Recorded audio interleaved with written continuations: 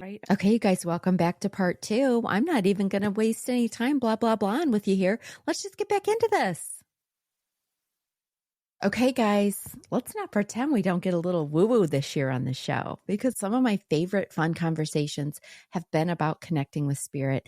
And I've shared different things from actual real readings that I've had with you guys to kind of dispel some of the fears and the what ifs about getting these readings, because it's not all about just connecting with your deceased loved ones. So we had Heather Daniel on, and she guided us through how to know if we're in a spiritual awakening and understanding what spirit is. We talked about the difference between our past loved ones, our angels, our spirit guides, and about the oneness. And then we had my friend Laura Marie on, who is an evidential medium. And we talked about what that means, right? She used specific evidence from departed loved ones to really prove to us that life continues beyond our physical existence. She talks about how she channels them, and she believes we all have the ability, if you desired to build that part of your intuition, you could do this. All right. So it's out there for you if that's something you're interested in doing. She also stressed that Spirit's never going to deliver negative or damaging messages. They only provide messages of the highest good. And I can attest to that from the readings that I have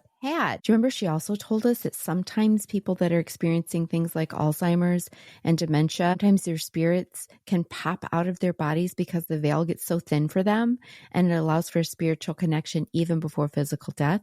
We learned a lot of cool things from her. Okay, so then I had Nicole Bigley, one of my favorites, to come on and talk about channeling angels. Do you remember Nicole talked about how she taught me to date my angels, which basically it's a method where we focus on one specific angel at a time for a week, a month, however, to build like a stronger connection with that specific angel. She also talked about how if you are interested in connecting with your angels, believing in your ability to connect and building up your intuition and meditation practice is key to that. So she basically reiterated that we are not alone on our spiritual journey, that the angels are all there to help us out. And we talked about the difference between archangels and all the different angels. It was just a really great episode.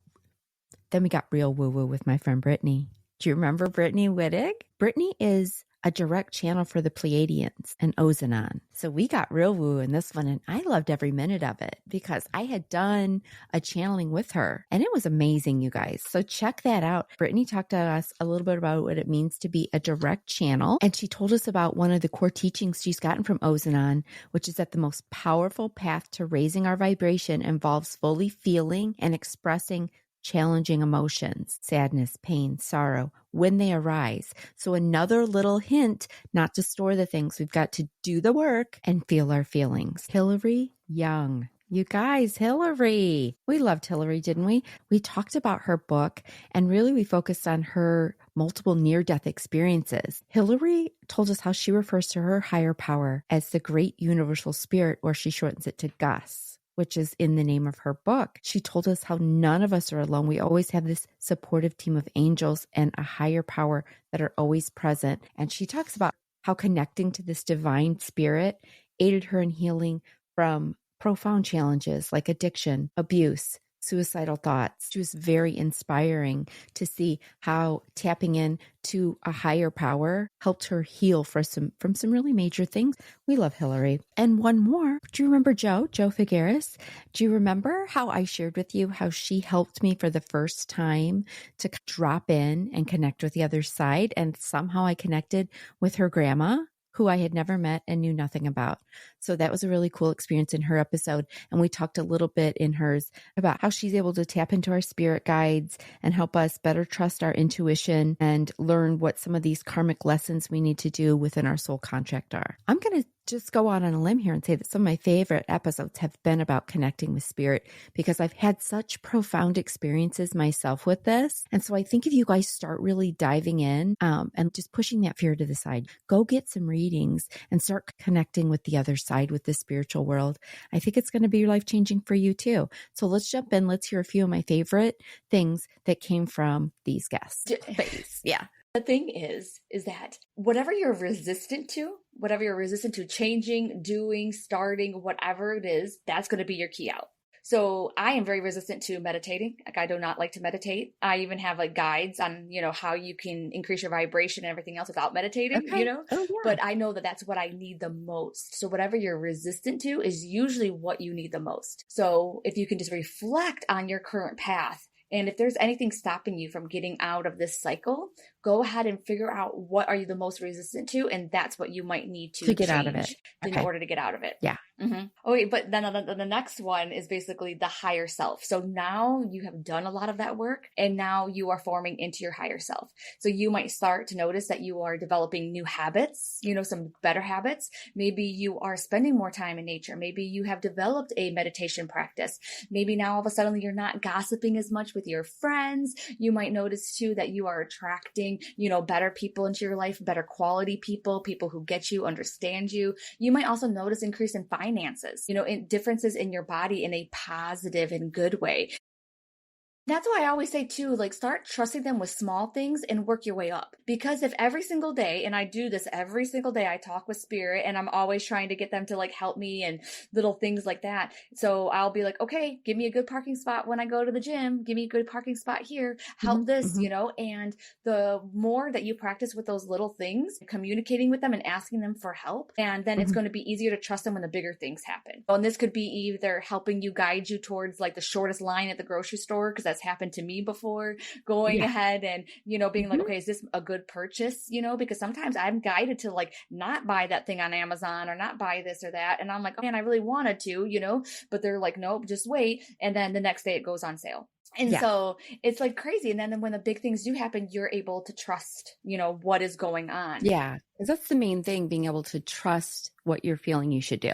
Yep. Because you might ask to like, you're running late and you're like, can you just help me traffic to be perfect because I need to get there on time? And then no, you're late anyway, but you might have been late for a reason, right? So that's what I mean by like, it might not happen exactly like you asked, but they will make it happen the way it should be.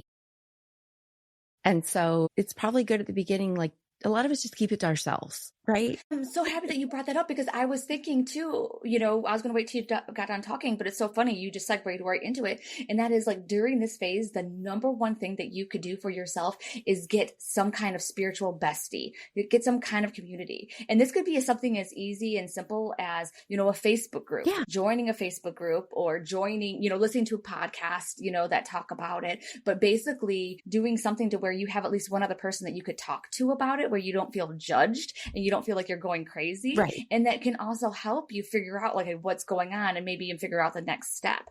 When I came back up here to Michigan, I created a meetup group from meetup.com just so I could be around other spiritual people, because I didn't know anybody else in this area that was spiritual. Yeah, no, it's so definitely finding like a community where you can just openly ask questions and talk about like your experiences. And you're right, they're everywhere. They're virtual. If you're in a town where there's not a lot of this going on, like you can go online and find one. Yes. So you are a spiritual medium and you call yourself an evidential medium. That's correct. So tell everybody what that means, evidential medium. Yeah. So evidential mediumship, what I do is I really focus in on evidence, meaning something from your loved ones that lets you know it's truly them. Okay. It's not those topics that you can find. I think so many people think that, when you get a reading, someone might Facebook or Google or Instagram you, right? Yeah. So I really set that intention with spirit. I want items or things from your past or a story from them to share that it's your loved one. So it could be something a little quirky and fun. It could be a memory. It could be an item. It's that actual evidence where you're like, okay, there's no way she would have known that. These are really my loved ones. Yeah, because this is nothing I post or put anywhere. So that's the evidence piece. And I really like to focus on that. So it makes it a little tricky sometimes because you have to figure out that evidence and figure out where it ties in. But when you do, you're like, oh my gosh, that's what that was about. So. Yes. So, okay. So a medium is technically someone who can connect in with the other side. So a medium is just, it's someone that pulls in. It's something I think that we all have the ability to do. I know people get a little bit, how is that possible? But I believe everybody is a medium. It's not that I'm gifted and you're not. It's just the way that we have developed that. And if it's been since we were younger, like mine came from being younger, sometimes developing at an older age happens too. So a medium is just someone that can go from this part and connect with others from the other side. So a different vibrational state. In fact, the purpose is so that we can experience our humanity even more fully. I think a lot of people get into spirituality and have their awakening, and this included me early on. And they have this goal in mind that they're going to escape the pain and challenge of being human. And actually you can't. And that's not the purpose. The purpose really is to take that connection to all of this non-physical and bring it into your human life so that your human life can be more fulfilling and more extraordinary. Yes. So none of this is scary, right? It's not always easy, but yeah, it doesn't have to be scary. It's not always easy. It's rarely easy. I'm just going to say it because because we chose to be these little humans and feel the feelings we can only really feel as a human. Exactly. And then we're learning from it. And even though we hate every minute of it sometimes. Yes. Yeah. Learning from it. And that's okay. Yeah. And opening our minds more. And like you said, being able to find more solace in ourselves and our own spirit team and our higher selves through prayer and meditation or whatever you do can only be helpful in this time. It's not going to make things worse for sure. Yes. Yeah. Absolutely. That's right. We're open to it all. And if you have people that are like, think you're nuts right now because you're into this kind of stuff, hey, it's okay. They weren't meant to be your people. So you told me when I was connecting with angels to start, we kind of named it like dating your angels, which sounds weird, but you were trying to get, matchmaking. What you were trying to get me to do is just focus on one at a time, right? Not a speed dating session like I was doing where I was just talking to like, who are you? Okay. It was too much for my little human brain. So you taught me to just focus on one at a time. So if you guys get a reading with her, she also can tell you kind of who's coming through for her is on your team right now, who feels close to you. So you have a better idea of who you should tap into, like who you should, whatever. And you had recommended, just stay with the same one for like a week or a month. So tell everybody a little bit about like that process. If we're focusing on just one, for me, I chose to focus first on Raphael. That just came to me. You had told me he was close to me. And so I went with him. So once you're kind of thinking, I want to connect with a certain archangel, what does that process look like? You think it's your loved ones that pass over and now they're your guardian angel. And that's what we call angels on the very most basic, I know nothing level. I want to hear from you what angels are. Where do they come from? There's different tiers of angels. Let's just give a really great understanding to everyone who's really wanting to understand angels better. Yeah.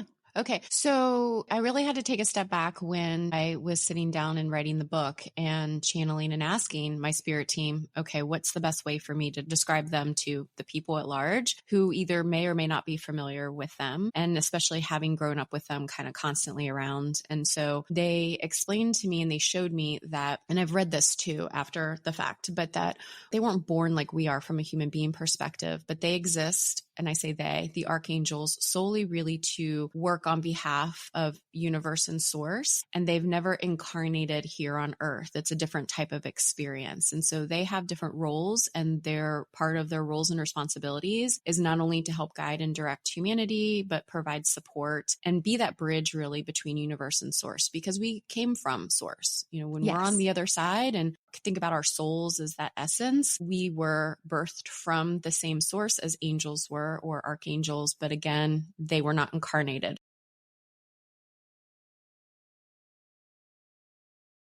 So you have your archangels, which have not incarnated here on earth. Then you have guardian angels, which are another type or a hierarchy of angels. They're not quite as high as the archangels, but essentially the way they've described themselves to me is that when we come here to Earth, so Nicole, when you came here, you're like, I need a team. I need somebody to help me. And so when you're coming here to Earth, so-and-so helped you in another lifetime or an alternate lifetime. You were a really great team together. They're going to help you. Let's handshake on it. We agree. All right, you're going to be my guardian angel. You're constantly going to be by my side and help guide me. And so that's kind of how the archangels work.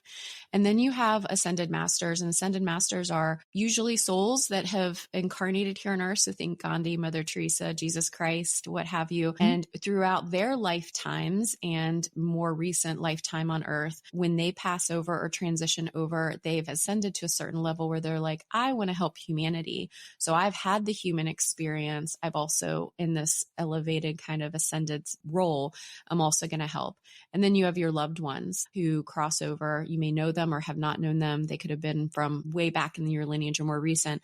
But when they cross over, they usually then, if they do join your spirit team, they're always there and available to us. But if they're on your team, quote unquote, they usually are showing up on a more regular basis. And that is to really provide love and reassurance, less the guidance part, because they're not ascended necessarily, but to help us to some extent. So that's your overall team. But actually, the most powerful thing for most people when they're starting out is to allow yourself to feel all of your emotions. Mm-hmm. So one of the things Azanan talks about a lot is that actually the path to raising your vibration requires you to feel challenging emotions. So a lot of times people hear raise your vibration and they think, ooh, I can't feel pain or sorrow or sadness because then my vibration's down low.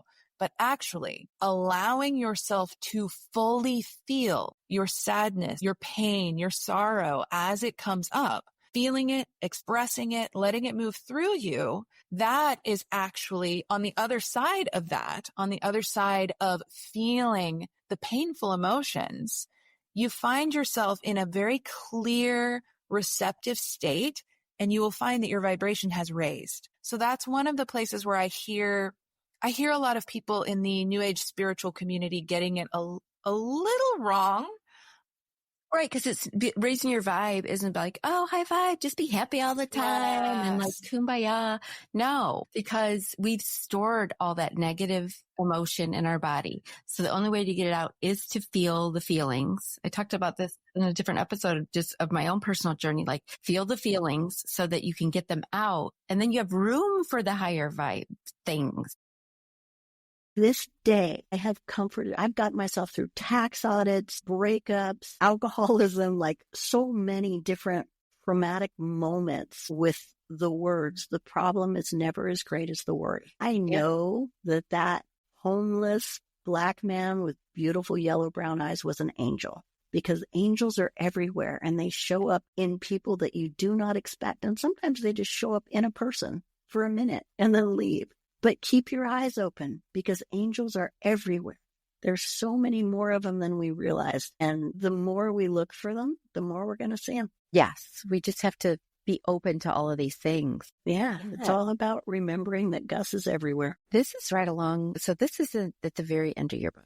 Okay, let me read through one more excerpt here for you guys. So it says, this world is hard and seems to be getting scarier every day. I can't explain why so much awfulness can continue on this planet when my higher power can retrieve an iWatch and warn me against an attack. I want to believe that there is some kind of divine plan, but maybe we're all just playing in the equivalent of the divine backyard, and the worst thing that can happen to us is that we end up back inside the great universal sanctuary without a body, but with a greater understanding of what it all means.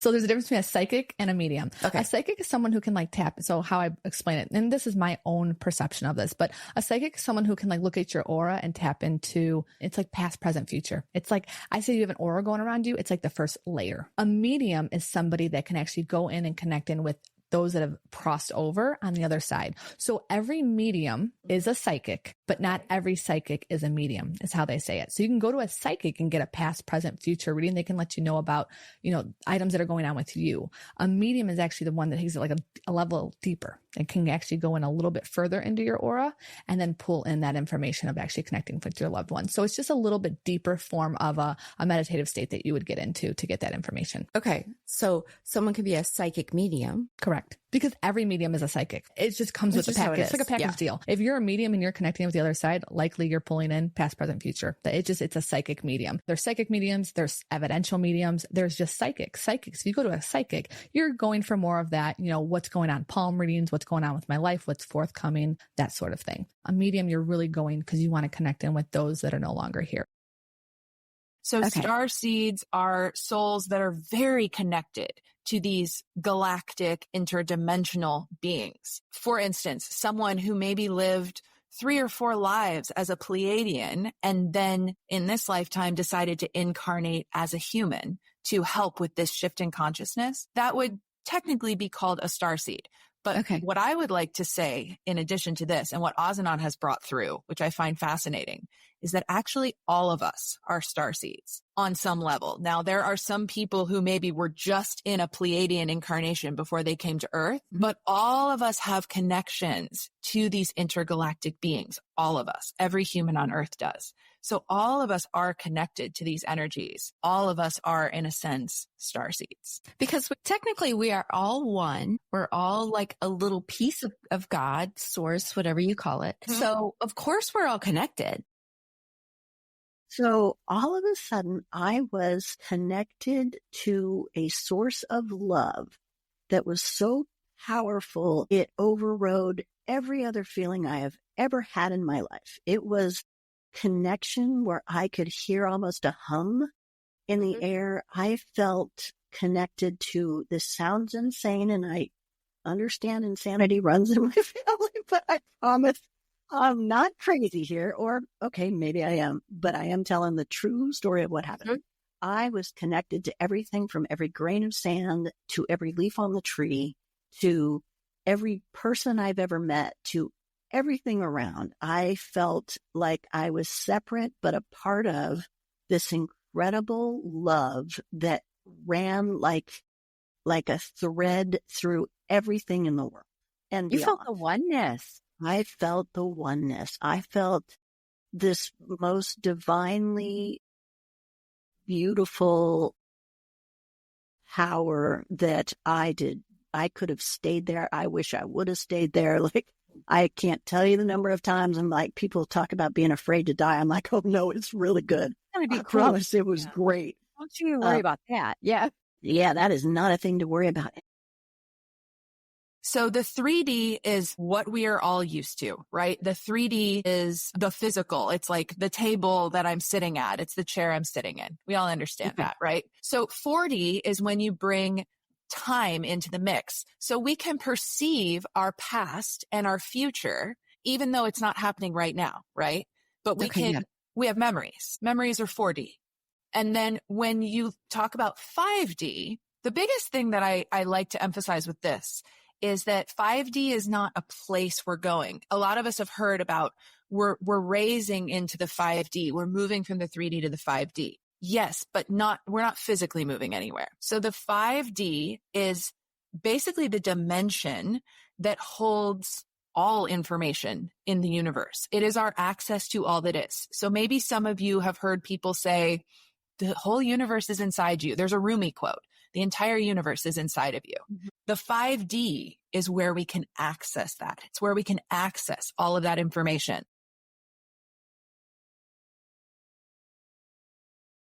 What does this mean to you? Or what does this feel like for you? Or tell me more about this emotion that I'm getting. When that person says, well, let me tell you about it, right? And then they start telling the story, it raises and deepens and thickens the vibrational frequency, the energy. And so it makes it easier to pick information out of that energy psychically, if that makes sense. Okay. Just from them talking. Just from them talking. Yeah. The Akashic records, the density of the Akashic records are built on the spoken word. So words are very, very important. Prayers, spells, spoken out loud, affirmations, intentions. It's all about when you speak, you say something, that's energy and you're putting it out into the world. And that's the beginning of planting seeds and manifestations. Yes, are super important, right? Yes. Yeah. Yes. And is that why, okay, so that's why you can even get psychic and remote readings because it's the voice. Okay, you guys, the final thing I want to talk about feels like the most important theme of the year. And it's about the process of finding purpose and aligning with our soul path. In other words, living authentically. I feel like everything we're doing, the work, using the tools, connecting with spirit, all the things we're doing lead to this authenticity. Almost all of my interviews have involved sharing their deeply personal journeys with us, and often their journeys were initiated by significant life events, divorces, losses, mental health, all kinds of things. And I feel like a common theme for embracing this, living authentically, finding our purpose, aligning with our soul's path, has to do with focusing on our inner wisdom, connecting with our inner selves, our higher selves, the oneness, embracing change, and finding authentic ways to express ourselves and connect with others around us, right? We talk about finding our tribe, connecting with ourselves better, figuring out what are hard yeses and hard nos, all of these things. Let's talk about some of the guests that really focused on this for us to wrap this thing up for you guys today, living authentically. Let's talk about Alex Savage again, because she talks about experience the 2x4 moments, right? The significant life events like those terminal diagnoses, divorces, losses, all the things that drastically change our life's trajectory. And it forces us to really do some introspection. And I think all of us here in midlife have likely experienced at least one of those moments, if not more. And it really gets us prompting a reevaluation of our path. She talks about tapping into gut and God, which is basically listening to our own intuition. We talked about surrendering to divine redirects and choosing ourselves, purging and letting go like of physical belongings. And then we had Seiran on. Seiran helped us learn how to identify our hidden talent, or what she calls hidden gems. She talks about how when we're figuring out what that is for us, it really becomes revealed in what we speak about and what truly brings us joy and a sense of thriving. You know, like what makes us light up when we're talking about it. That's going to be what leads us to our hidden gem. We talked about overcoming our I'm too old mindset, and that nothing you have done in your lifetime is a waste of time. And then we talk about how to stay on our true path, right? This authenticity thing. And then Jo Figueres came on and she talked to us about tetralogy and how this can be used to interpret our soul's blueprint. She describes numerology as the what, astrology as the why, and human design as the how. And then she educates us about some of the basics of human design. And we learned so much during that episode. Tracy Trimble comes on and she talked about how we can tune into our frequency and vibration of our cellular memory and reveal our inherent truths. She talked about differentiating truth from reality. And we went into understanding our divine assignment. Remember, we talked about gender energy, our true energy path, our navigation type, and how we need to start healing our fear stories. I shared with you a little bit from my reading with her too, and how impactful that was for me at the very, very beginning of my spiritual journey. Recently, we had on Tara Redfield, and she went over interpreting our natal chart and how astrology is so much more than what's your sign. I would encourage you to look up your natal chart and then go back and listen to that episode again, because it's going to give you so many validations and insights into your path. We had a really important episode with Beth Rockert. And I know we talked about how she talked about yoga, but more importantly, we spent most of our time talking about how she deconstructed religious beliefs and how she reconnected with the divine in a whole new way. She shared with us her story about how having her brain tumor ended up being a catalyst in her spiritual journey and led her to doing some more of that work.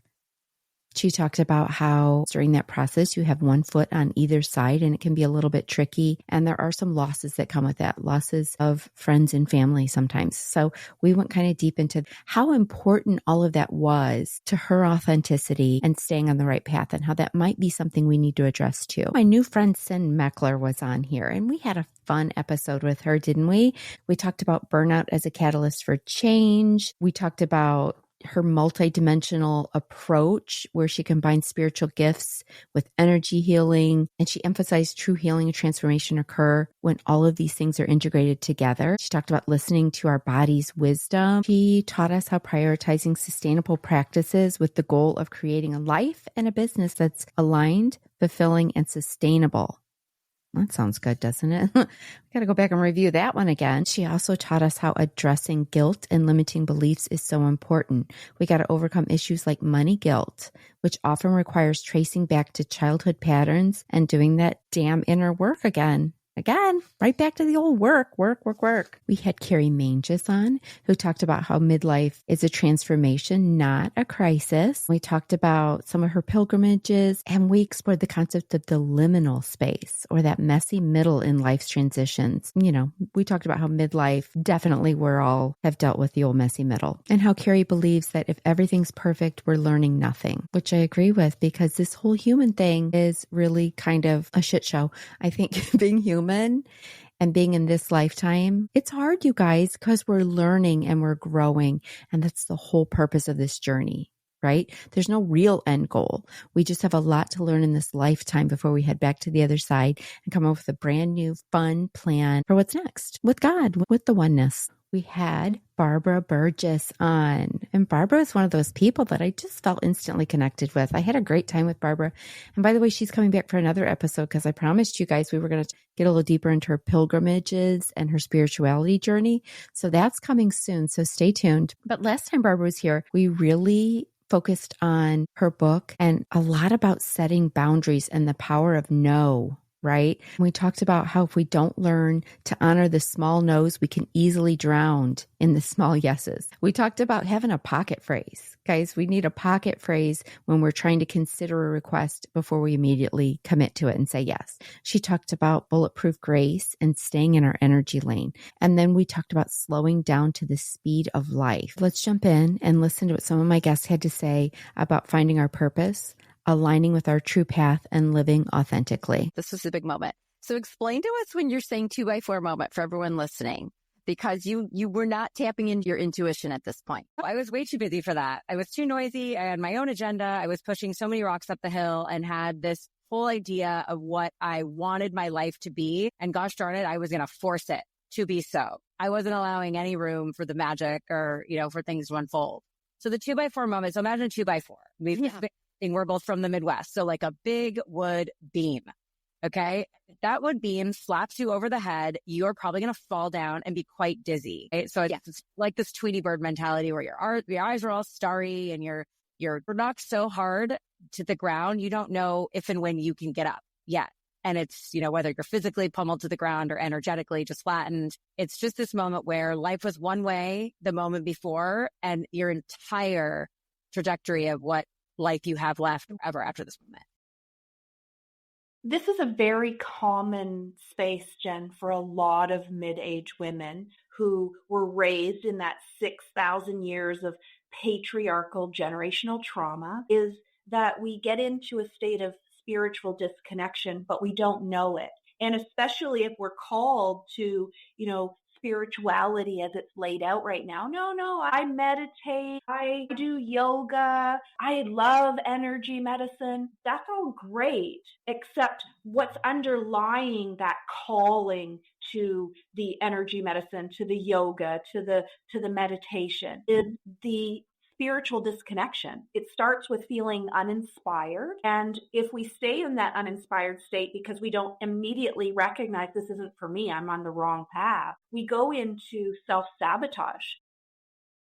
And for me, it was coming to these internal decisions that built that plate of armor, which is I get to choose, I get to lead how I lead. I get to change my mind. I get to exist. Like someone can be totally uncomfortable with whatever I'm doing and how they find it totally offensive. They get to have that choice. That's in their energy lane. Yes. But I get to have mine, which is in mine, which is like, great, I see you over there being upset. I don't need to join you. I just had this happen a week and a half ago where a good friend of mine was like, well, I'm so upset. I'm so hurt that you blah, blah, blah. Normally I would have been thinking, oh my God, what did I do wrong? Instead I was like, totally get that you're upset. And, that was like, but you need to, da, da, da. And I said, no, I get that you're upset. That's not my perspective on it. And you can be upset about it, but I'm not going to change how I responded. I feel good about my response and I would say it again. Yeah. Because we throw out way too many I'm sorry's these days. Yes. Well, yes. Not so much anymore these days as we get into this midlife thing, if we're doing the work, but we've been doing way too many. Way too many. I'm sorry. And you're like, wait a minute, I'm not actually sorry. Let me reserve the I'm sorry's for when I really am. Because I have made plenty of messes. Yeah. Because if someone says I'm all the time, you're just like, no, I don't believe you. It loses its meaning. Yeah. So in the book, I love this because this is something you call happy horse shit. And it came from your dad, right?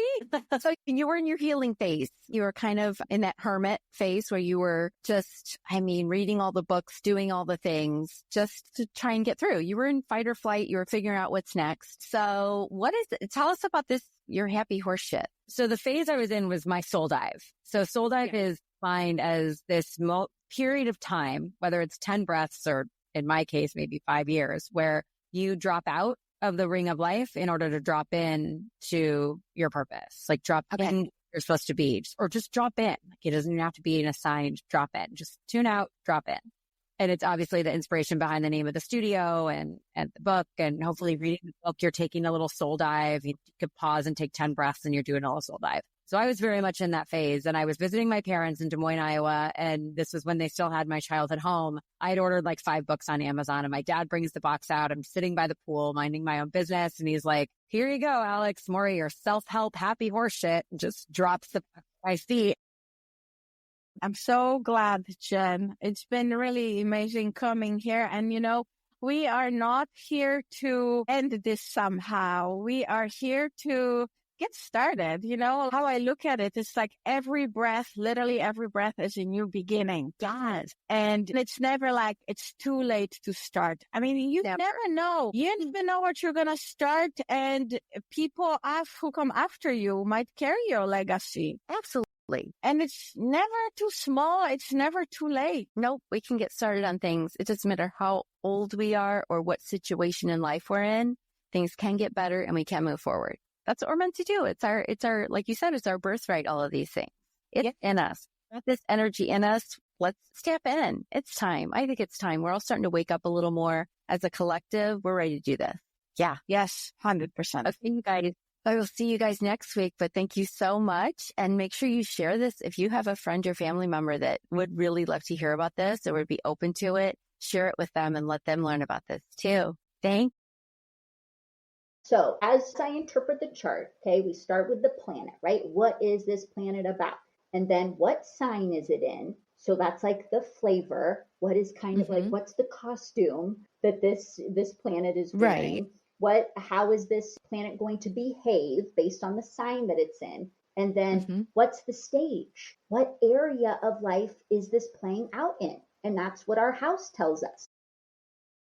And something that's coming through right now, if you're tuning in, is if you're in the middle of a pause, if you're in the middle of a big shift in your life, and for whatever reason, your business is on hold or you're not as active in it like you used to be, know that that shift is inviting you to something so much bigger. At times we don't see that, but that's an invitation for your next level. So honor those moments of, you know what, I'm taking a quick pause right now because I have to figure some things out. And that's okay. It doesn't mean that your clients are falling off or they're going to go look for someone. I think the trust piece is very important in that, because if you were given the vision to create a business and start something from your soul, you will absolutely feel supported. I mean, there were times in my career, in my life, I put up with really toxic behavior, people who were verbally abusive, people who really kind of intentionally stepped on my goodwill. You know, I learned over time to like muster myself up to those big no's where I could almost be in that place of outrage, like, how dare you? Right. And that was growth at a certain point in time, to be able to just understand that, no, you do not get to cross that line. But that was also limiting at a certain point in time. And it was easy for me. Like, it was so obvious. So the big no is like, the lights are blaring. Someone has offended you quickly. Yeah. Quickly. They've ticked you off. You almost want to just kill them in the moment, you know, like, because it's been so outrageous. That's a big no. And for me, those are easier because my body, it's almost like, you know, it rallies up. I can feel it being like, yeah, let's go off to fight. Right. Yes. And so there was a phase at which that was the learn to be able to do that. But right, those aren't the ones that crowd my life and that's not the death by 1,000 paper cuts. It's the little ones that we thought were okay. It's the little ones. Little yeses that are going to take you out. Human design. It was channeled over the course of 8 days and nights. And the human design system combines the elements of astrology, the chakra system, Kabbalah, and quantum physics. Okay. That's just a lot. Yeah, it sounds a lot goes into it. So that's human design. I mean, that's just the description of it, right? Yeah. But in my work, I tell my clients that numerology is the what, astrology is the why, and human design is the how. How of our soul blueprint. How to move from confusion to clarity, how to more easily move through the world energetically, how to manifest, how to embody your strengths and gifts, how to trust yourself. It's all about the how. And then within human design, once you have your chart, knowing your type, your strategy, and your authority, I think that those are the 3 most important things for the basic beginner. And just even a basic understanding of how those 3 things work together will help you lean into your strongest. It's okay to be in your spiritual closet for as long as you need to be until you get to that place. Yeah. There is no rush to come out and tell the world what new things are popping up for you because you're doing the work. You're in that hermit phase, that pissed off phase. There's a lot of phases you got to go through. Yeah. And I'm still in a phase now. I don't think they ever end. So don't ever think there's a completion to the path. Oh, no. It's yeah. You gotta keep hear moving. this a lot in different things. I'm going to sound very like rote, but it's an onion. It's an onion that a layer gets peeled back. And, you feel like you're in a good place and you feel like you've made it through this phase, and then crap, there's more. Then you go, and there's more. You see someone or you go somewhere and stirs something up for you. You're triggered. Yep. And again, here I am using those words, but you're like, oh, damn. Like, I thought I worked through that, but I'm real pissed again. Yeah, I'm real pissed.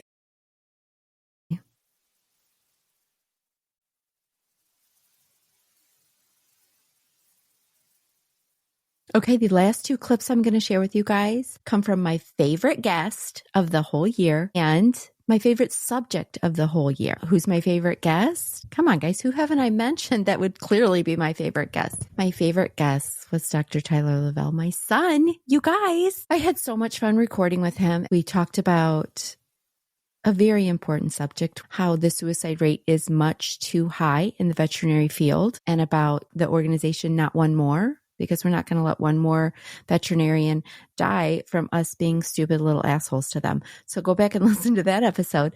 And also, he had a fun bonus episode where I threw like kind of rapid fire, should we take our animal to the vet, the regular doctor, or just stay home? We went over some great care tips and things you might not have thought about with your pets. But more importantly, we dug into becoming better people, which has been a theme this year too. Becoming better people, putting ourselves in the position of someone else and learning to cut it out and give some grace. We got to give more grace to people out there because we don't understand what they're going through sometimes. And so we tried to shed some light on that. And then my favorite subject, of course, is giving back to your community and volunteering, something that's a very big part of my authenticity journey.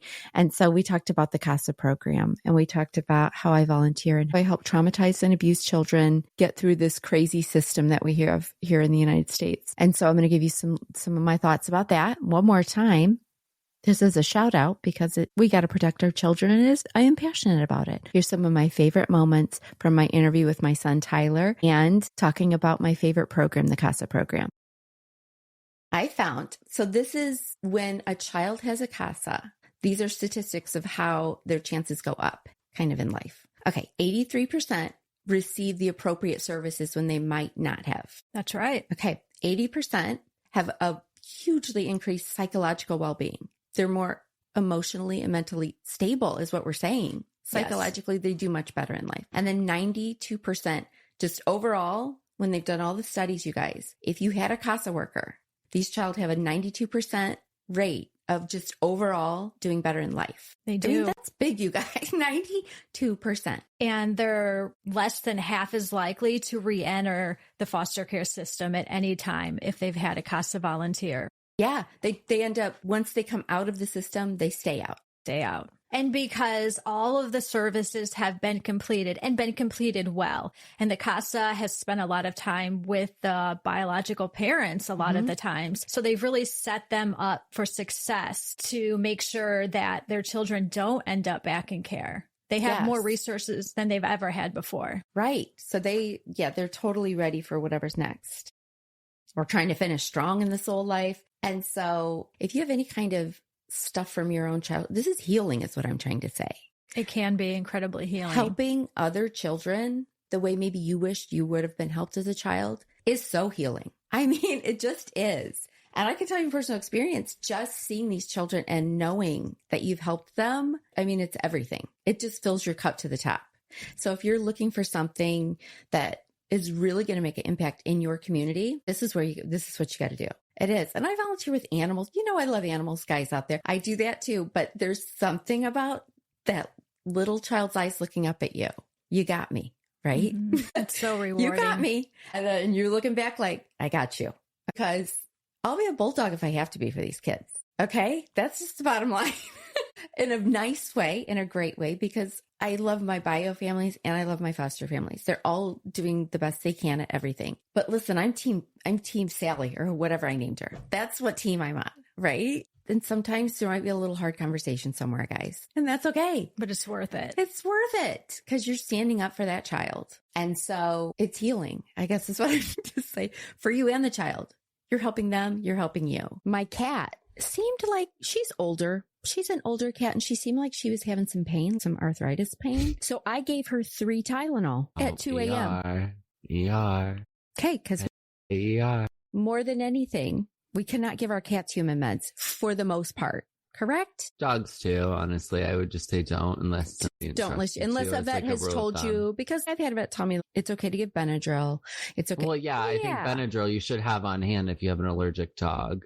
Just to give one. Right. But in general, we don't give our animals Tylenol, aspirin. Don't do it. Okay. All right. So that is an emergency room thing, because if you gave your cat Tylenol, you better get in the car. So how about this? Here's another cat one. I just found my little cute cat Fiona eating a beautiful bouquet of lilies that my boyfriend sent me. ER for sure.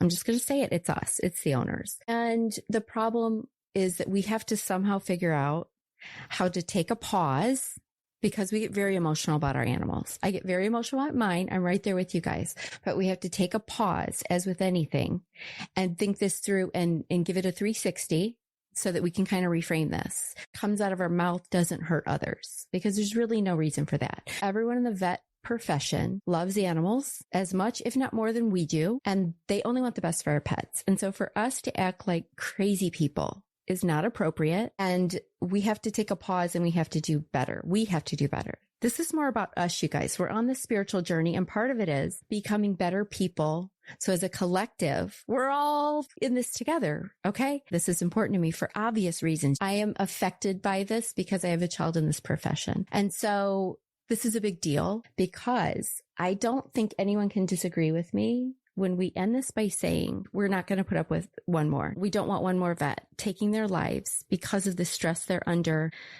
in the veterinary community. Okay, so to close this up, you guys, I just want to thank you one more time and let you know that I am so grateful you've chosen to hang out with me on this midlife spiritual journey. This podcast has been a critical part of my own personal spiritual journey this year, because I've learned so much. I've pushed my own boundaries, and I've truly stepped into my authentic self by having these conversations and sharing them with you. What an incredible collection of wisdom experiences we've had this year. The overarching message from every episode is pretty clear. You have the power to create the life of your dreams. You're in control of your own journey. It's about doing the work, being honest with yourself, finding your people, and remembering that no matter what you're going through, you are not alone.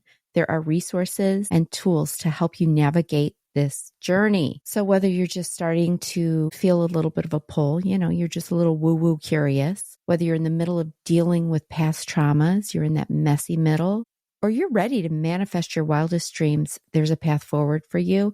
And I hope that some of these episodes have helped you find that. I'm going to encourage you to revisit the episodes and pick topics that resonate most with you so that you can continue on your path of self-mastery and authentic living. So as you listen to this episode, whatever stood out to you, resonated with you more than the other things, you need to go back and dig into that. It's a sign. That's where you're meant to be in your journey right now. So go back, re-listen to it, and start deep diving whatever that subject was. Also, don't forget to explore those show notes again, because we have a lot of great links to our guests' resources, books, and their services. Keep listening, keep exploring, and keep showing up for yourself and your community. We're all in this together, right? Thanks for riding shotgun with me on this midlife spiritual journey, and I can't wait for the next year ahead. Listen, I know your time is valuable. And right now, I'm feeling super grateful and totally humbled that you chose to hang out with me today. If this podcast resonates with you, could you do me a solid and hit that subscribe or follow button? That's going to help you out, because you're never going to miss an episode. And it helps me out because you're never going to miss an episode. And if you have like 30 seconds more, could you leave a 5-star rating and maybe leave a kick-ass review? Thank you so much. And I can't wait to continue our journey on the next episode. Oh, and I can't forget the fine print. The legal jargon. This podcast is presented solely for educational and entertainment purposes. We're just two friends on this journey together, And this podcast is not intended as a substitute for the advice of a physician, professional coach, psychotherapist, or any other qualified professional. You get it. See you next time.